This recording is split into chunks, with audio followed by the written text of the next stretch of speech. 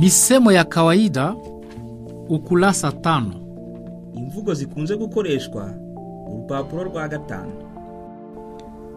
Naweza kupata kiti? Nshobora kubona intebe. Naweza kupata kiti cha mbele? Nshobora kubona intebe y'imbere. Naweza kupata kiti cha nyuma? Nshobora kubona intebe y'inyuma. Naweza kupata kiti karibu na dirisha? Nshobora kubona intebe hafi y'idirishya. Nataka upepo. Ndashaka umuyaga. Sitaki upepo. Sinshaka umuyaga. Funga dirisha. Funga idirishya.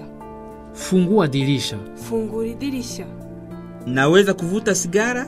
Nshobora kunywa itabi? Hapana, usivute. Oya, ntunywe itabi. Tafadhali usivutie sigara hapa. Nyamuneka ntunywere itabi hano. Una kibiriti? Ufite ikibiriti? Tunaweza kupata chakula? Dushobora kubona icyo kurya. Twende. Tugende. Twende kula. Tujye kurya. Niende? Ngende. Nenda. Genda. Usiende. Ntugende.